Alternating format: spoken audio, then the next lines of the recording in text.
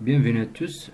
Donc, on va continuer notre formation concernant Bootstrap. Dans ce chapitre, on va attaquer le système de grille de Bootstrap 4. Et puisque c'est un peu long, donc j'ai essayé de le monter en plusieurs. Donc, j'ai essayé de monter ce chapitre du système de grille de Bootstrap en plusieurs parties. Donc, pour commencer, on va commencer par une petite introduction et après, on va avancer dans notre chapitre. Le système de grille de Bootstrap est sensible, c'est-à-dire responsive. Donc, et les colonnes se réarrangent en fonction de la taille de l'écran. Sur un grand écran, c'est mieux d'avoir un contenu organisé en trois colonnes, mais sur un petit écran, il serait préférable que les éléments de contenu soient empilés l'un sur l'autre. Donc, pour commencer, on va y aller dans notre fichier index.php. Donc maintenant, on va essayer de créer notre système de grille. Donc on va prendre un div, donc on lui donne une classe continuelle. Dans ce div, on a notre div, on lui donne une classe row, donc ça veut dire ligne. Donc dans cette ligne, donc div row, qui est une classe row, on va créer un div. Donc on va créer un div qui a une classe call et dans ce div, le contenu de ce div, donc on va créer donc un texte, donc n dollar et on va faire donc 12 divs. Donc on va faire voilà. Donc comme vous voyez ici, on a un div.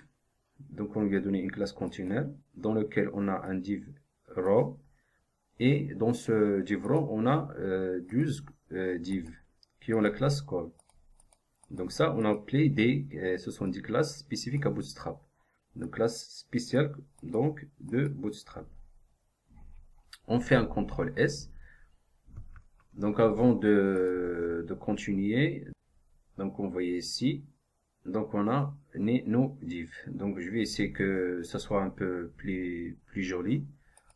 Ici, je vais prendre donc le 4, voilà le 7, je vais prendre comme ça à l'arrache. On va prendre comme ça. Donc on va faire background info. On prend ici, donc le reste ici, par exemple ici, et ici, on fait background-warning, et on va prendre le reste, donc on prend ici, ici, et ici, et on fait background success. Donc on va prendre success, on fait un CTRL S, et on actualise notre page. Donc ici, il y en a...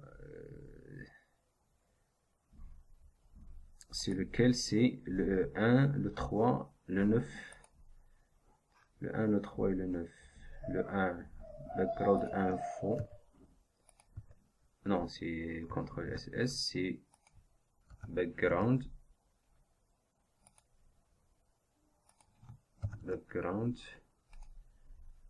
Et ici, background.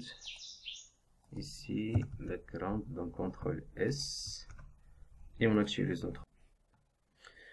Donc on voit ici, donc on a notre système de grille, qui est composé de 12 colonnes. Donc ici, donc ça prend pas toute la largeur de notre écran, donc c'est normal parce qu'ici on a appelé la classe container. Si on veut que notre div prend toute la largeur, donc il faut appeler la classe container fluid. Donc on fait un CTRL S et on va actualiser notre page. Donc voilà.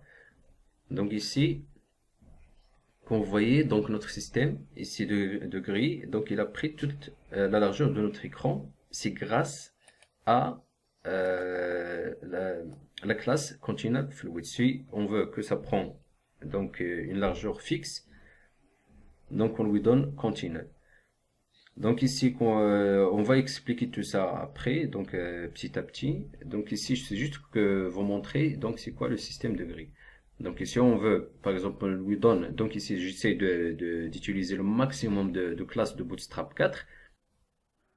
Ici, on veut, par exemple, ici, on va lui donner, par exemple, on va sélectionner tous nos classes, bien, tous nos divs. Donc, on va lui donner un border. Un border. Donc, on appelle, par exemple, border-primary. Donc, ici, on fait un CTRL S et on actualise notre page. Donc, vous voyez, si on veut créer un border, il faut juste appeler la classe border. Ici, on peut appeler d'autres border. On a secondary. On a success, danger, warning aussi, donc info, border light, border dark, border white. Donc ici on va appeler border dark. Donc dark, on fait un CTRL S. Et donc vous voyez, si on fait border light, donc CTRL S. Et voilà.